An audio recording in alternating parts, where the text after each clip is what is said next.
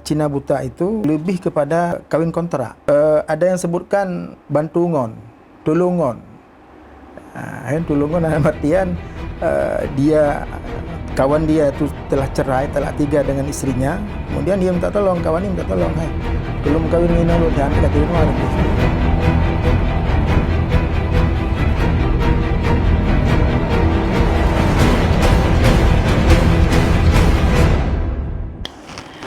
Assalamualaikum warahmatullahi wabarakatuh. Kembali lagi dengan saya Siti Aminah di channel Pehtem, tepatnya di episode ke-98 tahun ketiga edisi Kamis 27 Juli 2023.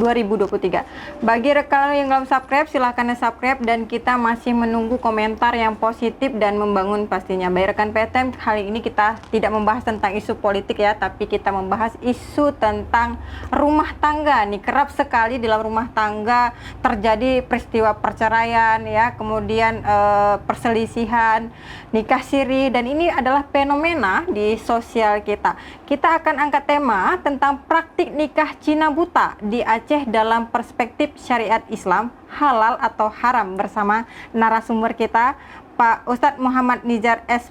Fil'i. Beliau adalah Kepala KUA Darussalam. Assalamualaikum Ustadz. Waalaikumsalam warahmatullahi wabarakatuh. Apa kabarnya nih Ustadz? Alhamdulillah sehat, baik. Terima kasih Ustadz, di tengah kesibukannya bisa berhadir ke Pehtem hari ini untuk menjawab persoalan umat. Ini persoalan umat yang memang kayaknya sedikit aneh ya, atau memang familiar nih Ustadz tentang tema kita hari ini, praktik nikah Cina buta. Itu gimana sih sebenarnya asal-usul Cina buta? Apakah ini tradisi Aceh aja atau seperti apa nih Ustadz? Iya, terima kasih. Memang Cina buta itu lebih terkenalnya di Aceh istilah itu. Ya, mungkin di tempat lain mungkin lain lagi istilahnya. Tapi kalau dalam bahasa agama disebutkan dengan muhalil. Muhalil itu adalah orang yang telah talak 3, kemudian dia harus menikah dengan orang lain dulu, baru bisa balik lagi kepada kepada suami pertama. Itu adalah yang dikatakan dengan muhalil ya. Sedangkan Cina buta itu lebih kepada mudah kita pahami bahwa kawin kontrak. Maksud kawin kontrak itu adalah ada yang sebutkan bantungon, tulungon.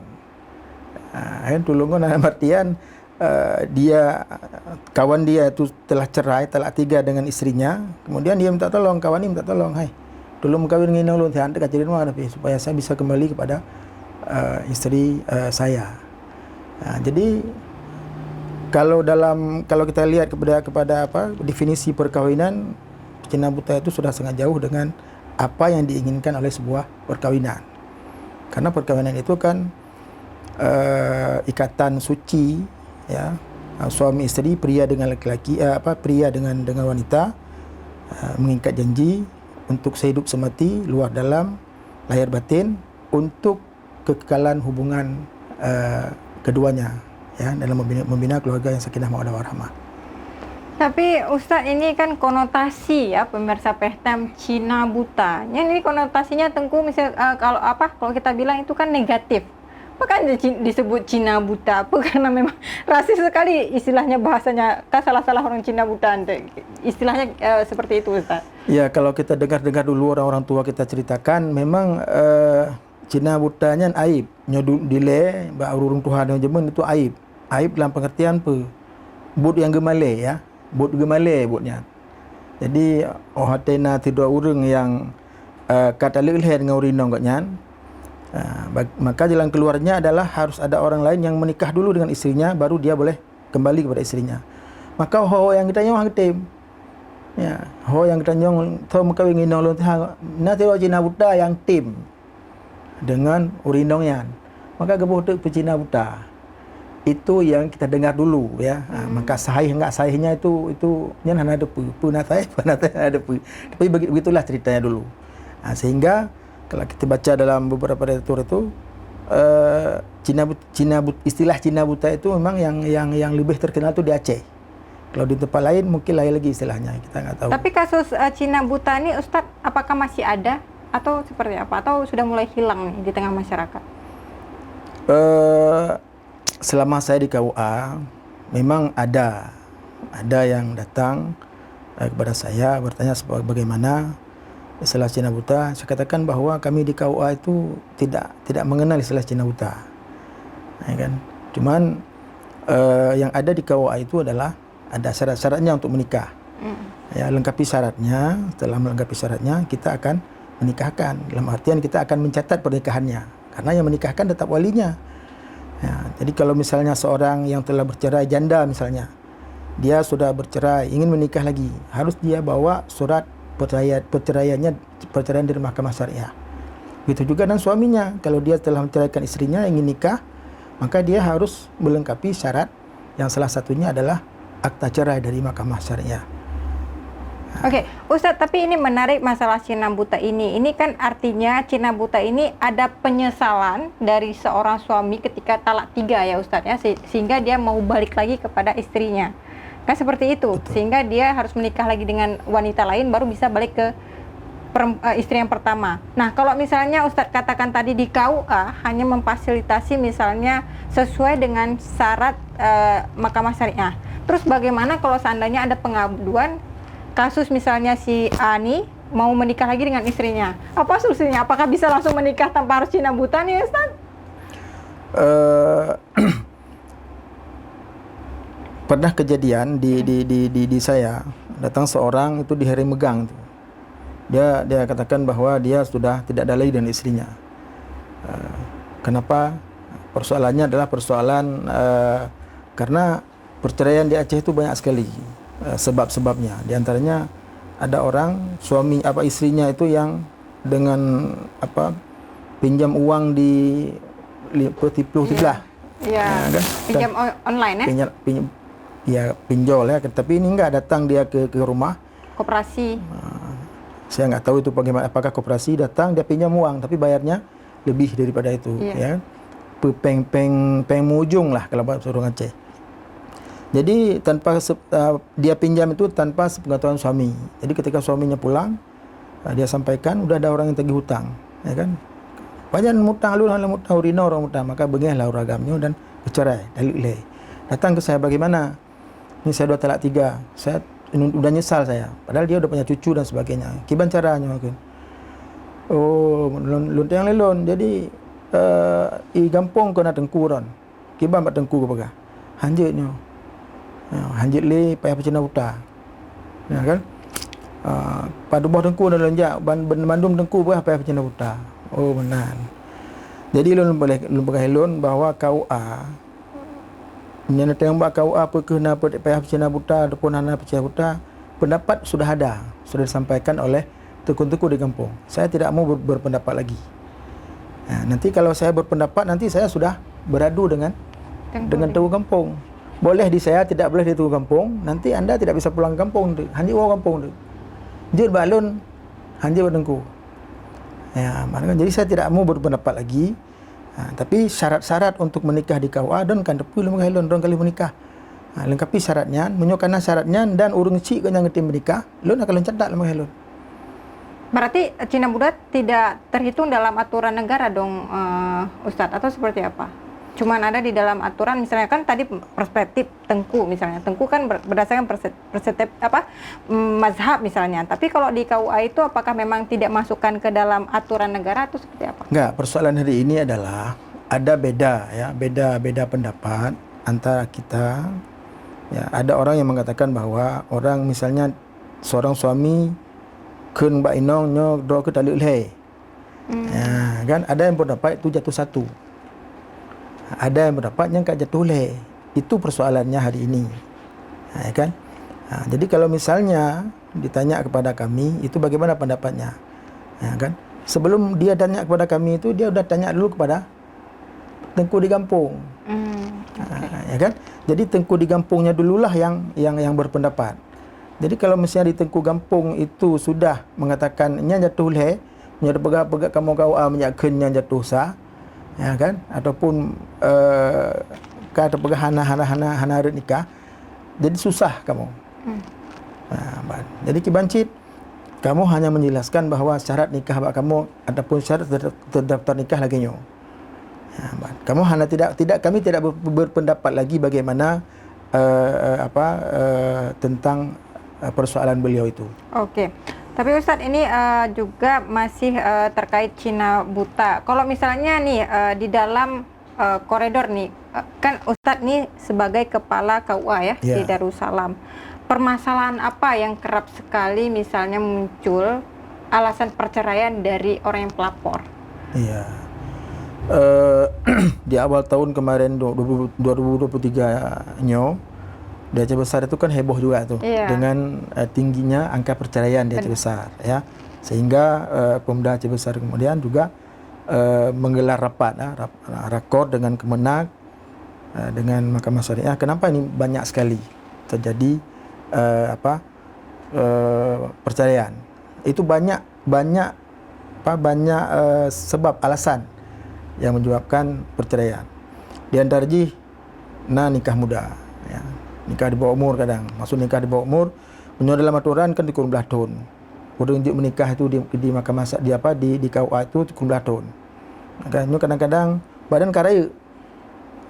Kan? Jadi bagaimana kita nikahkan? Jut menikah di bawah 19 tahun asal mendapatkan rekomendasi ataupun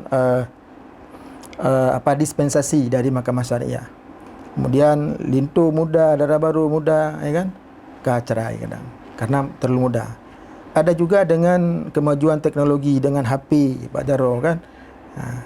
Kan karena kadang-kadang baca-baca HP, mayang-mayang kadang juga akan tercerai.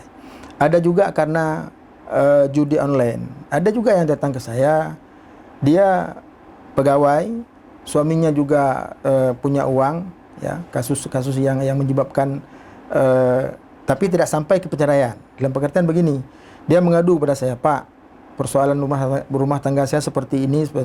Saya tanya, Ibu di mana? Saya pegawai PNS. Bapak yang datang ibunya, suaminya juga di karyawan BUMN. Oh, jadi hidupnya mapan lah, punya anak. Tapi persoalannya adalah komunikasi. Faktor komunikasi. Faktor komunikasi antara suami istri, ya kan?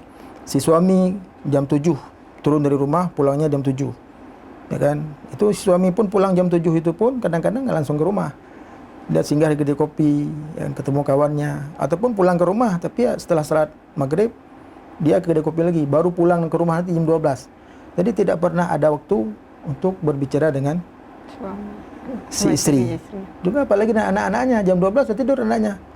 Ya kan? Bangun subuh si ayah sibuk dengan sendiri, si anak sibuk mempersiapkan pergi sekolah. Kalau ada waktu dalam perjalanan itulah kita manfaatkan waktu. Artinya banyak faktor ya Ustaz ya. Banyak faktor yang menyebabkan perceraian. Juga ada juga si suami itu malas, tidak ada kerjaan. Ada juga judi online yang menyebabkan panina lintulun dalih leng HP rumah ro nyo ka bipeng gua boleh lah kepeng belah pulsa. Jadi lun Pak daripada lagi bah lun ceri gero Pak. Dak dia lun dah hana lintu lun. Bangan le udip gero lun. Begitu yang disampaikan oleh orang yang mengadu kepada saya di KUA. Kemudian nih Ustadz, misalnya masalah cerai juga kan boleh nggak misalnya ketika nih seorang suami talak 3 tapi bercanda, apakah itu udah jatuh talak nih Ustaz? Bercanda talak. Ya. Dia dalam persoalan akidah dan persoalan cerai itu tidak ada canda. Canda tidak canda dihitung serius. Dia dalam persoalan akidah, takkan Allah duanya mayang-mayang nak mestinya. Menancik lagi dalam cerai. Hajib mayang-mayang nan. Nyebut yang sakral. Ulu lumayang menuhana mayang kekebitan.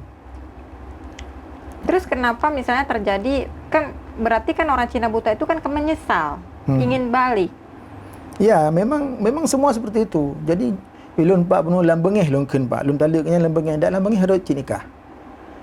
Makanya nyorong awai dile kalau orang-orang dulu itu kalau misalnya udah pertengkaran suka suum tat, kata sama-sama suum, kuy mundur nyokarai turinong uragam ya menatah. Nyo jaman. Menanci nyokarai tu uragam urinong jauh dapu. Jadi baik sama-sama Apui ya. Sama-sama melepaskan baranya meletus nanti. Yang kebeda Ustaz urun zaman dengan urun Jino. Ya, memang menyudah pegah beda-beda ya, zaman dulu dengan zaman sekarang beda. Tapi pada hakikatnya menyudah tak erti kota padahal lebih hayu urun ino urun zaman. Ya kan? Hayu dari mana ya Ustaz? Mendum na gadget na. Ya, urang ino dengan padahal dengan banyak kasus ya. Lun yakin semua orang yang keluarga dia akan baca kasus-kasus, baik kasus artis, kasus yang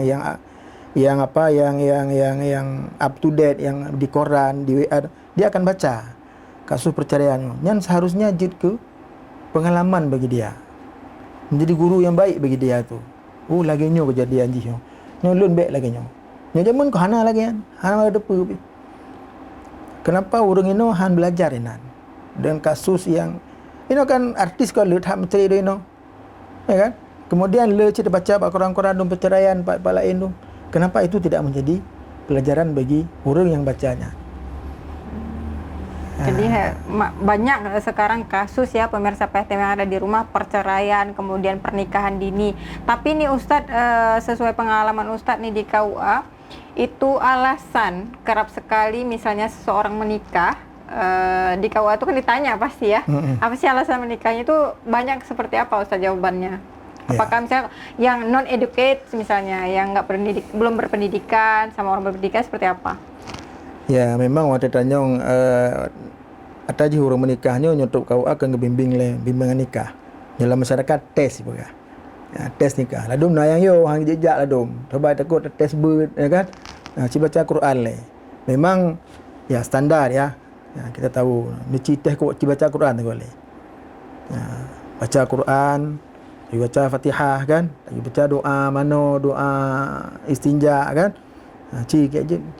Doa mano rayu dari baca lian.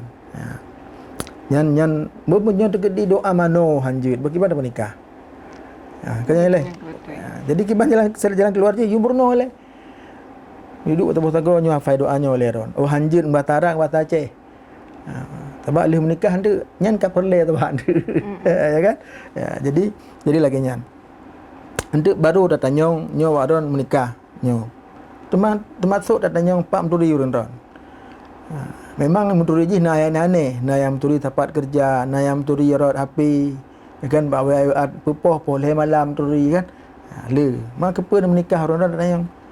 Lalu hati datanya pe menikahnya hana jawaban. Tedong karo. Orang kena menikahnya.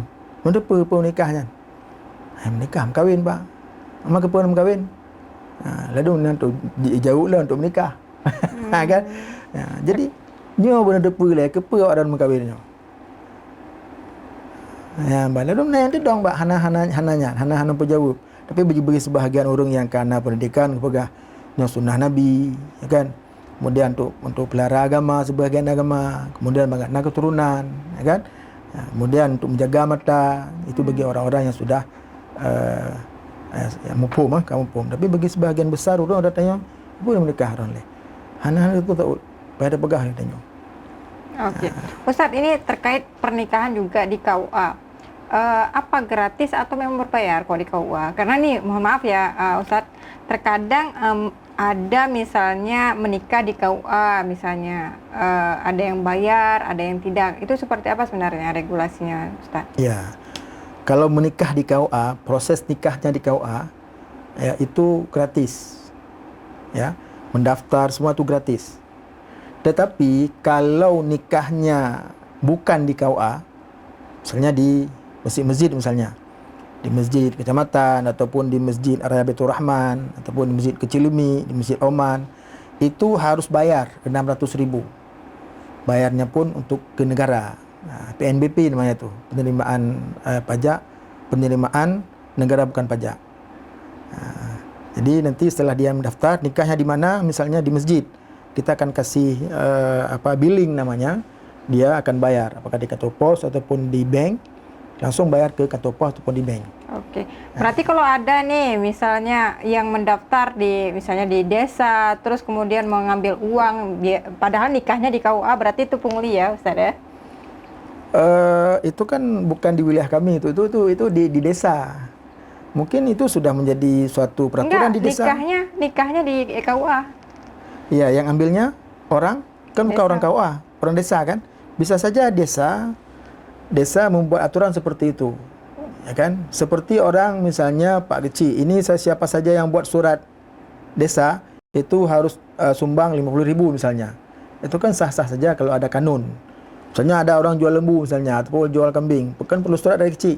Nah, ini surat ini harus 50.000. Nah, itu sah-sah saja ya kan? Nah, kalau menurut saya, tapi kalau di KUA tidak ada. Tidak ada proses pengutipan dana apapun ketika menikah di KUA. Tidak ada. Tidak ada, kecuali di luar KUA, di masjid baru di... Kalau di masjid, di masjid lain lagi tuh. Nah, itu kan ikut di masjid tuh. Masjid nanti kan udah hidup asih, udah listrik, udah ada orang ngaji, udah ada moderator, udah ada yang berdoa. Nah, itu mungkin akan dipungut dari pengantinnya. Oke, Ustadz, jadi kita balik lagi ke tema kita, praktik nikah Cina buta. Itu solusi nih Ustadz untuk orang-orang yang sudah menyesal menikah itu seperti apa? Menyesal untuk bercerai. Ya, sebenarnya ya agama itu tidak sulit ya, mudah dia agama kan. Orang yang sudah itu memang jalan yang diberikan, ya kan. Muhalil itu jalan yang diberikan, tapi jangan kita kondisikan, itu persoalannya. Ya, itu persoalannya. Jangan kita kondisikan, kita cari ini saya mau balik lagi dengan istri saya.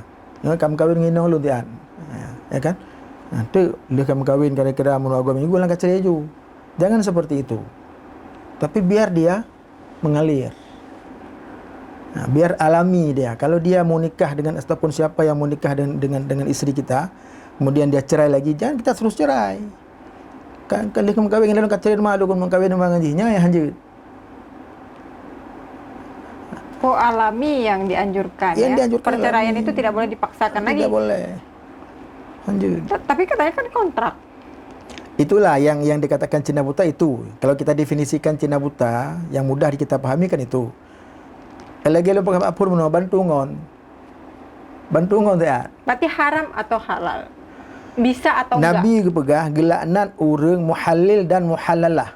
Urang yang uragam dan urinongnya gelaknat lillahi Allah Subhanahu wa taala. Nya hadis Nabi. Jadi apa makna haji? Yang sah dengan sah itu di segi syarat dan rukun. Menyunsib syarat rukun, sah nikah. Ya kan? Tapi budnya gelaknat. Lagi orang mencerai. Dibenci ya? Dibenci dia. Cerai nyan bud je, tapi nyan bud adalah yang gemurkai oleh Allah Subhanahu wa taala. Jadi pecina buta itu nyan bud menyodari zaman ke zaman bud aib nyan. Bud yang hana jadi baik tepu legok. Nyo bagi dah orang Aceh. Berarti menyangka cerai aja Ustaz nah. Ya. Pendamping lain. Minta lain. Oh, nak kembali tu mah tengok dah kalau menyodok gedigat nyan berarti kali himkau ikan di pahala legok. Kai cerai lah.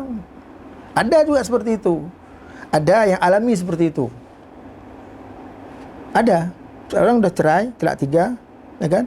Si suami dia enggak kahwin lagi, si isteri kahwin dengan orang lain, punya anak 1, kemudian cerai dengan si suami ini. Dengan suami yang kedua.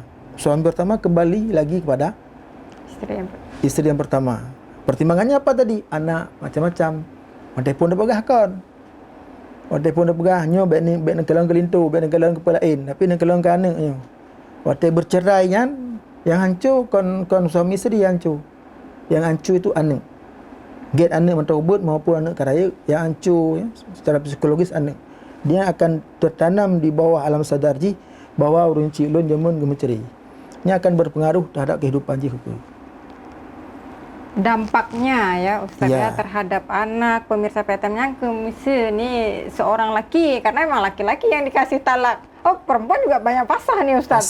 Banyak yang pasah kan? Ya. Untuk kasus perceraian dia aja besar sendiri banyak yang pasah malah justru. Betul. Ya, yang kemarin itu ya, yang di awal tahun ya, banyak yang pasah. Dan kebanyakan lagi pegawai. Oke. Nah, karena merasa apa? Merasa bisa cari uang sendiri. Bisa cari uang sendiri. Ya, saya dengan isteri, dengan suami disibukkan oleh melayani suami macam-macam, takunbu dan pelayan rabaje yang macam kan. Berarti bahaya cik tengku mesti anak ina urang inang lepeng. Ya, itulah. Jadi kan sekarang persepsinya sudah beda. Seakan-akan suaminya hana suami cik benapeng. Itu sudah salah. Suami itu konyan sama dapat haji. Sebab urang inong yang hadis Nabi juga urang inong jet damang surga urang inong yan. Apabila anda sembahyang 5 waktu, anda puasa, taat kepada suami, dia boleh masuk surga pintu manapun dia suka. Tapi uragam bertujud dia juga masjid kan. Ya kan? Tapi menyo urang inong gak nyan hana perinah hana purno, anak gak nyan hana yu temayang, nyan tengok hotel rodoi heuy. Dia akan dipanggil oleh anaknya ya Allah, itu ayah saya dulu dia enggak pernah mengajarkan saya salat. Ya Allah ya Rabbi, suami saya dulu dia tidak pernah menyuruh saya untuk aurat. Jadi apa yang sebenarnya fungsi suami yang sebenarnya? Yang utama itulah mendidik keluarganya, anak dan istrinya untuk taat kepada Allah. Itu fungsinya. Mencari nafkah yang utama. Selanjutnya baru mencari nafkah. Buktinya apa? Nafkah bisa dicari berdua. Si suami cari nafkah, si istri bisa cari nafkah. Tapi kerap sekali nih Ustadz ketimpangan ya, si istri kerja, suaminya nggak kerja. Tapi kalau misalnya menghadapi suami-suami yang malas, gimana Ustadz?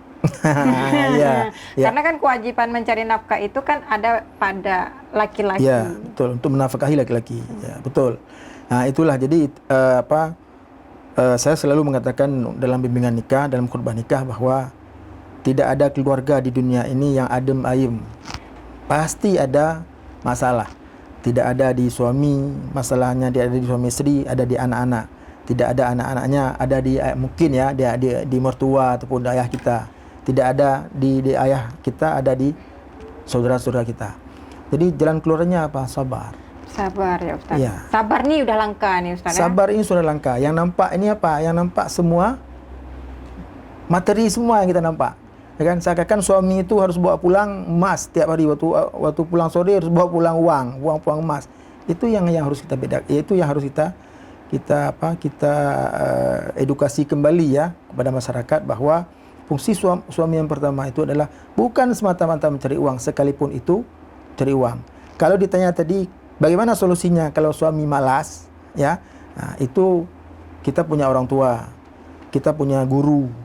Ya kan, ada juga orang yang datang ke keluarga datang ke saya kata kawa pak kawa nyolin tolong cia hanabun tu kiban cara lu pakai helun meno begitu dun trip ka katrip pak gak mentong ayah mentong nangon gak nyana na jabur gak nyana nu ba urunya nu pegah ba tengku yu pegah ba linturon. Bahwa kewajiban dia adalah menteri nafkah. Jadi mungkin itu jalan-jalan keluar. Yang lain menyerta pegah mudah dah cerai, ya kan? Tapi itu apakah itu jalan keluar? Karena kan Ustadz, cerai itu sekarang maksudnya menjadi hal yang biasa, ya. Dan pernikahan menjadi hal yang kurang sakral ya Ustadz ya, karena memang seperti ibarat permainan. Baik Ustadz, ini karena waktu kita sangat terbatas, Ustadz silakan sampaikan kepada pemirsa PTM yang ada di rumah terkait tentang mungkin tentang Cina buta nih, Ustadz silakan Ustadz. Ya, perkawinan itu adalah ikatan suci, ya, ikatan suci yang mana Allah Subhanahu Wa Taala menghalalkan yang haram dengan sebuah perkataan, ya, lun terima nikah, pulanah binti punah ke lun dengan jami sekian, itu sudah halal yang kemarin haram. Maka keluarga itu, keluarga kita dan keluarga dua anak manusia itu tidak mungkin diurus oleh orang lain. Kita yang urus keluarga itu, suami, istri dan anak-anak. Nggak mungkin datang orang tua kita, mertua kita untuk mengurus keluarga kita. Kalau ingin keluarga kita baik, maka ingin get keluarga danyo, maka tanyo ke draw beget. Tadi di draw le baru tadi urung keluarga danyo, tadi urinong dan tadi anak. Nyan supaya keluarga tanya get. Karena menyonyan hana tadi akan berimbas kepada hal yang lain, akan terjadi lagi ada pegah bunuh. Ya, bacut masalah kaji ke rayu. Karena persoalan dalam keluarga itu hanya masalah rayu. Baik terjadinya perceraian itu bukan persoalan besar. didasari oleh persoalan yang paling ubit. Jangan pegang-pegang haju, jangan pegang haju, sudah bercerai. Demikian lagi kan. Baik, terima kasih Ustadz atas waktunya. Baik pemirsa PSTM ya, banyak sekali ilmu yang kita dapatkan dari Ustadz Muhammad Nizar tentu tentang pernikahan ya. Bagi laki-laki mungkin atau seorang suami mungkin bisa direm untuk kata-kata talak, dan juga bagi seorang perempuan tentu harus lebih banyak bersabar karena tingginya pendidikan seorang perempuan bukan untuk menyayangi laki-laki tetapi untuk mendidik generasi anak-anaknya menjadi cerdas. Jadi otomatis kesabaran dan keikhlasan harus ditingkatkan sehingga pertahanan keluarga sampai jannah terus kita implementasikan dalam kehidupan sehari-hari ya. Baik pemirsa PTM, tonton terus podcast kita di setiap hari Senin dan Kamis pukul 10 pagi. Dan jangan lupa tekan lonceng untuk mendapatkan informasi terbaru. Like, share, and subscribe juga. Saya Siti Aminah mohon undur diri. Assalamualaikum warahmatullahi wabarakatuh. Waalaikumsalam warahmatullahi wabarakatuh.